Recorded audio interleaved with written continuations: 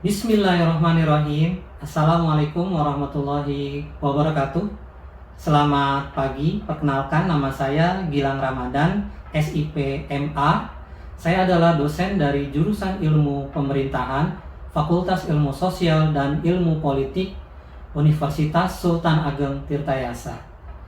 Bidang keahlian saya adalah perubahan sosial, gerakan sosial, dan kebijakan publik. Teknik perkuliahan yang akan saya gunakan adalah delivery, interaction, dan assessment atau disingkat dengan DIA. Mata kuliah yang saya ampu adalah perubahan sosial dan politik, yang merupakan mata kuliah wajib yang terdiri dari 3 SKS. Mata kuliah ini membahas tentang upaya memahami political agenda, di mana hasil dari political agenda tersebut adalah terjadinya perubahan sosial. Dalam ruang demokrasi, perubahan sosial merupakan kewajiban sebagai upaya dari adanya demokratisasi. Setengah dari mata kuliah ini memahami ideologi yang konsekuensinya terhadap perubahan sosial dan politik.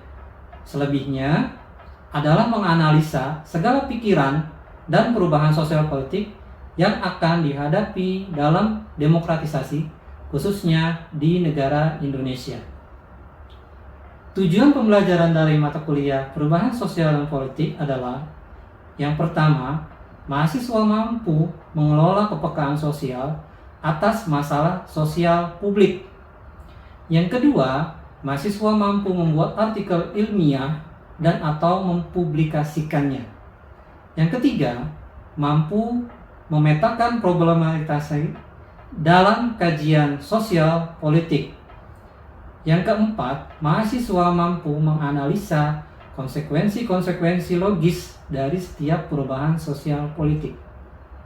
Yang terakhir, mahasiswa dapat menguasai konsep teoritis masyarakat dan keragaman masyarakat dan budaya Indonesia. Topik dari mata kuliah ini adalah: yang pertama, petanda kosong dalam demokrasi; yang kedua, hegemoni; yang ketiga, antagonisme politik; yang keempat, representasi dan partisipasi; yang kelima, gelombang demokrasi; yang keenam, HAM dan demokrasi; yang ketujuh, politics of difference atau politik perbedaan; yang kedelapan, konflik politik; kesembilan, social movement; kesepuluh, demokratisasi dan pemerintahan lokal; yang kesebelas, pluralisme dan multikulturalisme. Sistem pembelajaran dalam mata kuliah ini adalah menerapkan sistem blended learning atau hybrid learning yang memadukan antara pembelajaran offline atau luring, yaitu pembelajaran yang dilakukan di dalam kelas, dan juga pembelajaran online atau daring, yaitu pembelajaran melalui media Zoom, Gmeet, WhatsApp, juga menggunakan LMS Spada seperti ini.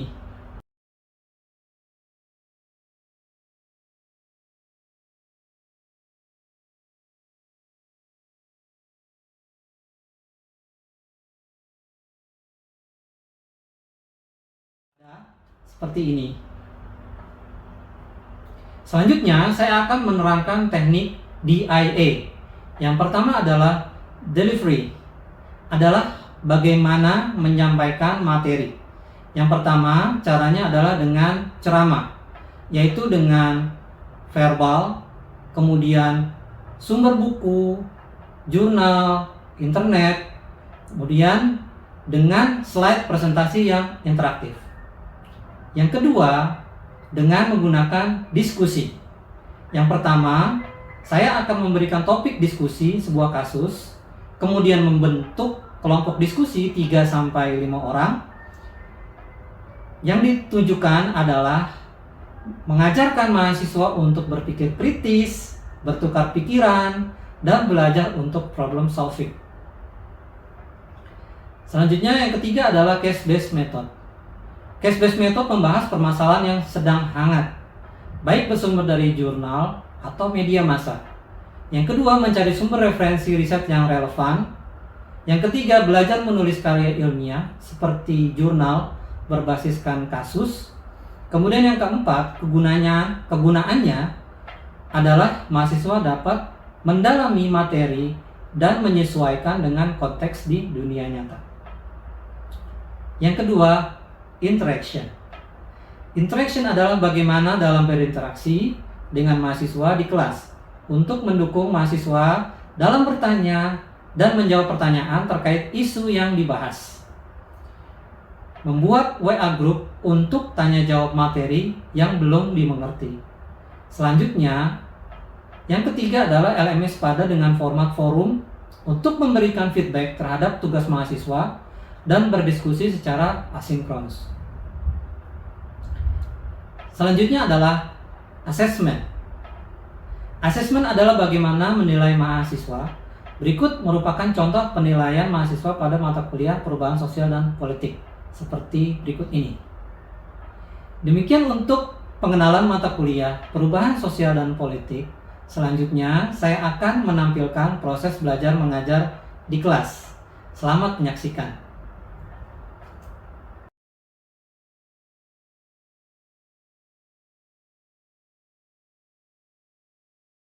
Bismillahirrahmanirrahim. Assalamualaikum warahmatullahi wabarakatuh. Selamat pagi teman-teman semua. Iya, udah pada sarapan belum? Udah. Mulai belum, nggak ngantuk ya? Kita semangat di pagi hari ini. Insya Allah hari ini adalah materi terakhir kita, materi tentang demokratisasi di Indonesia. Nah, ada yang udah tahu nggak bagaimana sih kira-kira kondisi demokrasi terkini di Indonesia? Ada yang tahu? Ya, ya, Reza, silakan. Demokrasi di Indonesia pada hari ini bisa dibilang sedang turut kalau kita dengan demokrasi yang ada pada saat SBY kan. Waktu pas SBY itu bahkan sampai ada apa sih presiden ngasih nomor gitu kan, presiden ngasih nomor kayaknya buat mengeluhkan kayak dikeluhkan di setiap daerahnya gitu. Tapi kalau pada hari ini kita lihat dengan adanya RUU penyiaran, terus juga adanya UITE dan sebagainya gitu, itu malah bisa dibilang bisa jadi pasal-pasal yang dimana pada akhirnya itu menjadi menjadi bahan bagi pemerintah untuk mengkriminalisasi masyarakatnya gitu yang pada harusnya dapat bebas dalam mengeluarkan pendapat seperti itu. Terima kasih Budi. Ya, memang dari data yang disampaikan oleh Perludem ya, tentang indeks demokrasi di Indonesia pada 2 tahun belakangan ini, yaitu 2022 dan 2023, memang ada penurunan indeks demokrasi. Pada tahun 2002 itu kita ada di peringkat 54 dari 150 negara yang diukur. Kemudian di tahun 2023 kita turun jadi peringkat 56 indeks demokrasi kita. Ya, jadi memang ada penurunan, dan dari beberapa kriteria demokrasi yang dimaksudkan, Indonesia itu termasuk ke dalam flawed demokrasi. Flawed demokrasi adalah demokrasi cacat.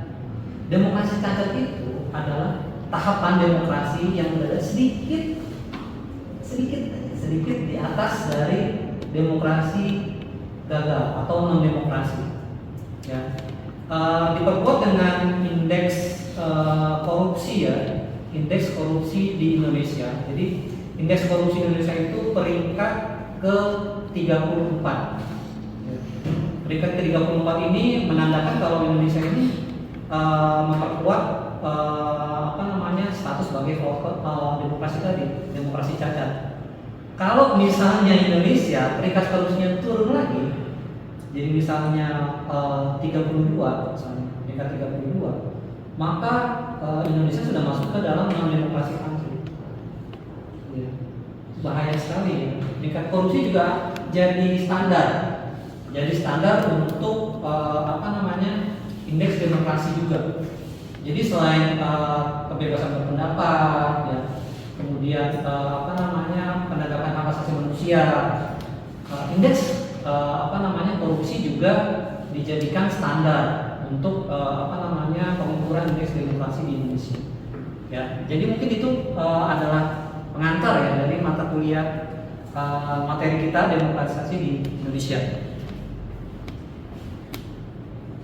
Nah, di sini ada beberapa kategori ya negara berdasarkan siapa yang mengontrol. Di sini ada monarki itu rule by one.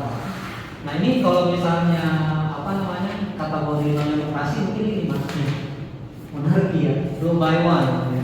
Dia hanya dipimpin oleh atau diatur oleh seseorang. Ya.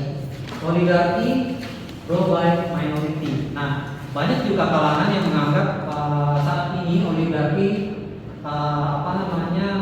sudah mulai memergoki demokrasi kita. Ya. Kemudian ada republik. Ya. Republik itu berarti rule by law, ya, jadi diatur oleh hukum. Ya. Kemudian demokrasi rule by majority, jadi mayoritas masyarakat kita memiliki kekuatan untuk mengatur negara. Nah, kemudian yang terakhir adalah anarkisme, ya. Anarkis, ya, absence of law, ketidakadaan dari peraturan.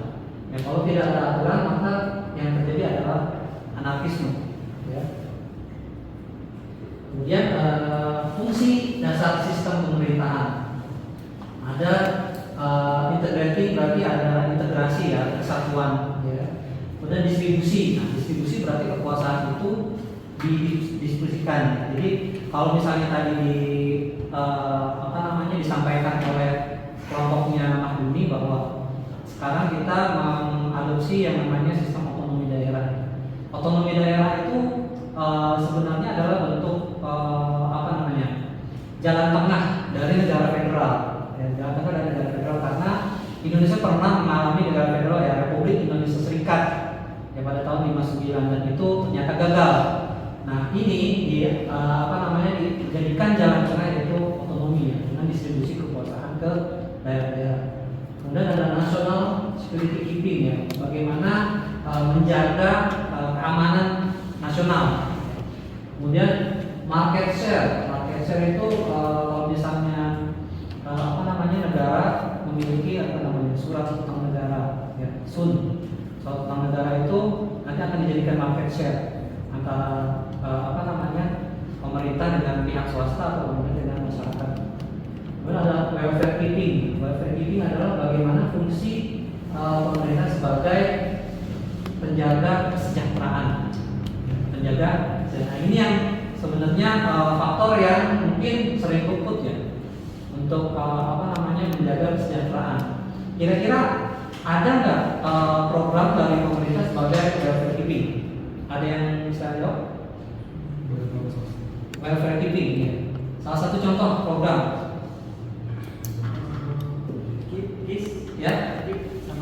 KIS sama KIS ya, betul ya. Jadi kartu Indonesia Pintar sama kartu Indonesia Sehat. Ya, itu merupakan salah satu program pemerintah sebagai welfare keeping ya, karena kalau bagaimanapun juga KIP itu bisa mendorong warga negara untuk mengakses pendidikan ya. Kemudian KIS itu bisa mendorong warga negara untuk mengakses kesehatan. Selanjutnya, nah ini adalah ini yang namanya sentral, periferi. Sentral itu yang di tengah atau pemerintah pusat, periferi itu pemerintah daerah. Nah, kalau disebut sebagai negara kesatuan adalah pemerintah daerah itu adalah satu bagian dari pemerintah pusat. Jadi dia di dalam, posisinya di dalam pemerintah pemerintah daerahnya di periferi. Kemudian kalau otonomi atau desentralisasi ini adalah sentral atau pemerintah pusat, kemudian diberikan sedikit otonomi kepada pemerintah daerah. Nah, tapi masih sedikit ada urusan-urusan yang beririsan. Nah, kira-kira ada yang tahu nggak urusan-urusan beririsan itu? Ya, misalnya ada urusan pendidikan. Pendidikan itu ada yang diselenggarakan pemerintah pusat, ada yang disediakan pemerintah daerah. Ya seperti kemarin contoh dana 20% APBN pendidikan itu tidak semuanya dikelola oleh Kemendikbud. Ya. Ada yang dikelola oleh pemerintah daerah karena pemerintah daerah yang memegang pendidikan dari SMA ke bawah. Ya. Nah, kemudian independen ini antara sentral dan sentral jadi pisah ya. Kemudian ada federasi. Nah, federasi ini adalah negara pusat atau sentral, ini adalah negara bagian atau negara federal. Jadi dia hanya nempel sedikit. Nempel dalam artian masih ada sedikit tautan ya, sedikit tautan, tapi otonomi di negara federasi itu sangat luas gitu ya. Seperti misalnya sampai urusan keamanan juga itu dikelola sama negara federal. Ya, kan ada FBI, Federal Bureau ya. Jadi dia ada di setiap negara federal. Nah, kemudian ada metamorfosis sistem politik. Nah, awalnya adalah dari oligarki tadi apa? Ada ingat dikelola oleh orang oligarki, kemudian republik diatur oleh hukum ya. Kemudian demokrasi adalah mayoritas masyarakat. Nah, itu bisa jadi dia kembali anarkis atau bisa jadi dia kembali siklusnya seperti itu. Nah, kemudian ini ada varian demokrasi. Nah, varian demokrasi jadi ada demokrasi yang asalnya dari demokrasi klasik, kemudian bentuk republikanisme, bentuk demokrasi liberal, sama demokrasi langsung. Legal itu apa tadi? Aturan. Partisipatif berarti adanya partisipasi masyarakat, adanya representasi ya. Jadi partisipatif ini kuncinya adalah representasi. Kalau misalnya tidak ada representasi berarti bukan demokrasi partisipatif. Deliberatif apa? Deliberatif adanya apa? Adanya pertentangan wacana, adanya saling adu argumen ya. Jadi dari deliberatif itu kalau misalnya wacananya cuma top down tadi yang seperti dikatakan oleh Reza gitu ya, itu berarti tidak ada deliberatif sebenarnya. Sistem top down itu tidak ada deliberatif. Deliberatif itu ribut dulu baru keluar aturannya. Jadi ributnya sebelum aturannya keluar, bukan aturan keluar baru ribut. Itu berarti tidak ada demokrasi dan budaya politik. Demokrasi kita ini sangat dipengaruhi oleh budaya politik. Ya, jadi kalau misalnya ada orang yang mau berkuasa itu bukan berarti dia hanya seorang partai politik kemudian dia bisa berkuasa. Banyak partai politik yang dalam kenyataannya dia tidak bisa berkuasa. Ada beberapa hal yang menjadi dogma ya dalam orientasi sistem pemerintahan Islam. Yang pertama adalah kesejahteraan semesta, kemaslahatan, keadilan, inklusivisme, capital sharing, sama menolak hegemoni kekerasan. Ya. Kalau misalnya dulu ada teman-teman Hizbut Tahrir, ini paling kencang untuk yang yang terakhir ya. Dan juga yang demokrasi. Nah, jadi Islam ini dia memiliki multi sistem politik, multi sistem. Jadi dia bisa mengadopsi apa saja yang relevan di negara tersebut sebenarnya.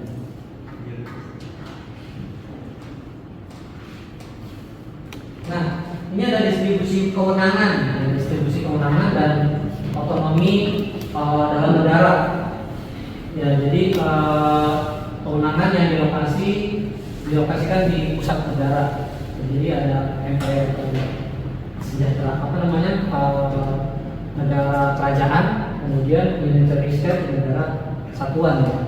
Sovereignty atau kewenangan yang dilokasikan di pusat dan di daerah. Ada federasi, ada konfederasi. Ya. Ada yang tahu bedanya federasi dan konfederasi? Ada yang tahu? Negara bagian. Oke, pecahan dari negara ya. Nah, kemudian ada pembedaan derajat, ya. Pembedaan derajat pengelolaan dari kewenangan. Ada asymmetrical federation. Asimetrik itu, jadi tiap-tiap negara federal itu memiliki kewenangan yang berbeda-beda. Nah, ini pernah diusulkan oleh ilmuwan Indonesia sebenarnya untuk otonomi di Indonesia, karena yang namanya negara kesatuan itu pasti tiap daerah itu punya hasil bumi yang berbeda. Nah, ini sebenarnya sudah dilakukan di daerah yang disebut sebagai daerah istimewa. Ya, makanya daerah istimewa Aceh dia punya dana alokasi khusus. Daerah istimewa daerah khusus ibu kota, distribusi keuangan pusat dan daerah. Tapi belum pada asimetris dari kekuasaan yang lain. Ya, misalnya daerah itu masih belum bisa mendapatkan pajak dari sektor pertambangan misalnya. Beberapa sektor pertambangan masih dipegang oleh pusat. Ya, jadi sovereignty-nya belum ke daerah tersebut. Jadi kita masih menuju ke sana. Ya, kemudian ada federasi, ada negara asosiasi, kemudian ada default state ya. Jadi kewenangannya itu bisa menghilang tanpa merubah konstitusi. Ini bahaya juga sebenarnya. Ya. Nah, ini beberapa partai politik yang pernah ya, karena ada beberapa partai politik yang sudah tidak ikut lagi dalam pemilu. Ini disusun berdasarkan ideologinya. Tadi kenapa saya bilang agama itu masih laku dijadikan ideologi partai? Ya, karena ada beberapa partai politik yang memang banyak menggunakan ideologi agama sebagai landasan ideologinya. Dari PKB yang bentuknya dia mendekati nasionalisme ya, jadi semakin ke tengah ini dia semakin moderat ya. Semakin moderat, semakin ke kanan ini dia semakin semakin radikal ininya, paham ideologinya ya.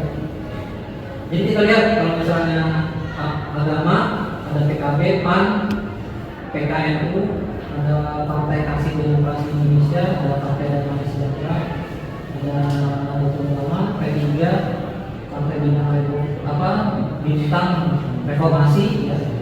Partai Matahari Bangsa, ada Partai Bulan Bintang, sama Partai Keadilan Sejahtera. Ini Partai Keadilan Sejahtera paling kanan. Ini dulu nih ya, betul kalau sekarang.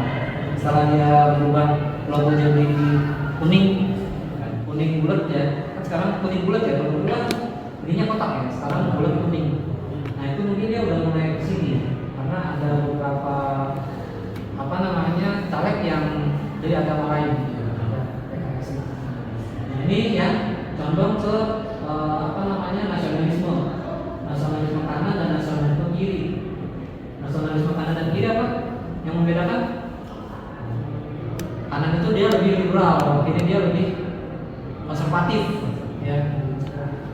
Ini ada partai buruh. Kalau sekarang partai buruh yang baru tuh pimpinannya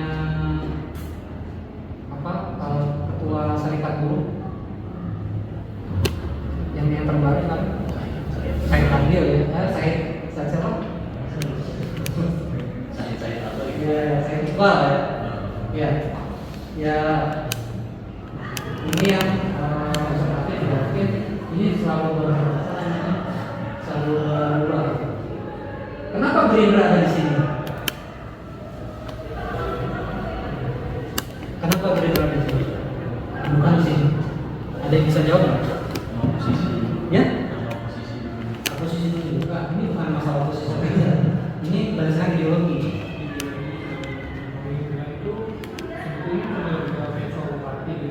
Ya?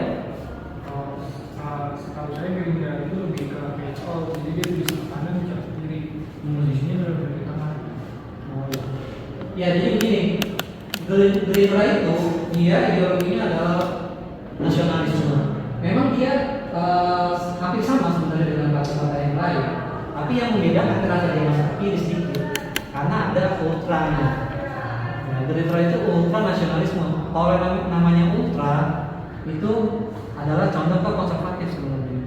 Seperti misalnya ultra nasionalismenya di Jerman gitu kan, dia cenderung konservatif. Kalau misalnya di sebelah kanan yang agak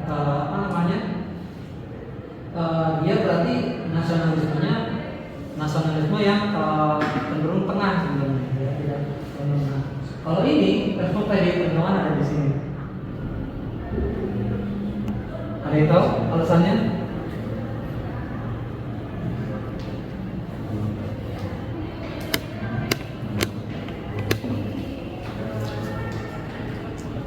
Ya.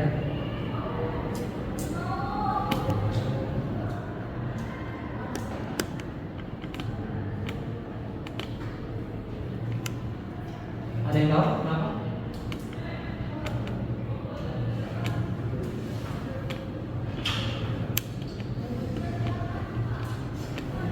Ya, baik ya, mungkin karena teman-teman masih belum tahu, maka kita jadikan PR ya. Jadi PR nanti bisa teman-teman jawab di pertemuan kemudian. Oke, baik, mungkin cukup sekian yang bisa saya sampaikan. Apabila ada kekurangan, saya mohon maaf. Billahi taufiq wal hidayah. Assalamualaikum warahmatullahi wabarakatuh. Waalaikumsalam.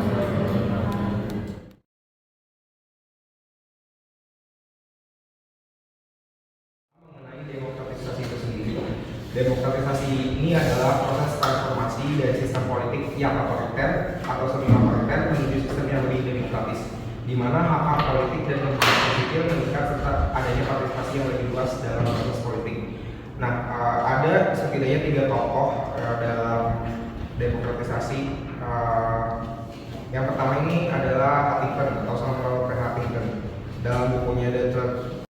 Saya ingin bertanya, kan tadi ngebahas ada yang namanya local strongman dan local Bolshism kan. Terus kalau menurut kelompok kalian local strongman ataupun local Bolshism itu lebih mendominasi atau lebih kuat dari pemerintah itu baik atau tidak? Kemudian kan kita melihat ya masih banyak masyarakat yang masih mempercayai jika seorang Bolshism atau local strongman itu lebih membantu daripada pemerintah. Kalau sentral atau atas, maka akan melahirkan kekuasaan yang absolut, di mana kekuasaan absolut itu banyak melahirkan atau ujung-ujungnya itu korupsi besar-besaran. Jadi ya kita perlu cegahlah pemerintah itu untuk mengantisipasi dari korupsi besar-besaran dari kekuasaan yang absolut itu. Nah, kalau misalkan demokratisasi yang desentralisasi itu justru menguntungkan elit lokal, kalau menurut saya sih balik lagi ke SDM masyarakat dari preferensi politiknya dari. Nah, yang kedua itu di berlakukannya beberapa tahanan itu dibebaskan. Nah, tahanan yang dibebaskan ini bisa dalam bentuk abolisi maupun rehabilitasi. Nah, yang selanjutnya itu ada masa tahapan transisi. Nah, tahapan transisi itu di mana rezim otoriter ini pada waktu itu dipegang oleh Soeharto. Itu adanya sebuah otoritas. Nah, menurut kalian ada nggak sih dampak positif yang ada gitu pada masa ini sehingga otoriter itu diterapkan pada masa ini? Karena lebih sekarang tuh banyak sekali tuh kasus korupsi karena adanya desentralisasi itu. Terima kasih. Itu banyak yang dimiliki sama orang-orang dari TV, misalkan Surya Paloh itu punya Metro TV, terus Haritano itu punya MNC Group. Nah, menurut kalian ya kan pas lagi pemilu kemarin tuh banyak media yang mau beritain kayak satu, jadi kayak misalkan si Metro TV ngeberitain Anies aja gitu. Jadi kayak media tuh digunakan buat dukungan suara gitu kan. Nah, menurut kalian itu berimplikasi pada demokrasi nggak sih? Kayak tahapan demokrasi itu ya, kayak dimana demokrasi itu kayak ngebebasin semua semua orang tuh untuk bersuara gitu lah. Nah sebenarnya sistem demokrasi itu baik nggak sih, maksudnya kayak sistem demokrasi itu masih layak nggak sih untuk digunakan sekarang, karena kan kayak banyak contoh buruknya gitu loh dari si demokrasi ini, kayak misalnya demokrasi kayak adanya kayak dinasti politik yang mencederai dari demokrasi itu sendiri, terus mulai dari media massa yang dipakai untuk politik kayak gitu, itu gimana? Iya, jadi masih bisa dipakai agar demokrasi relevan.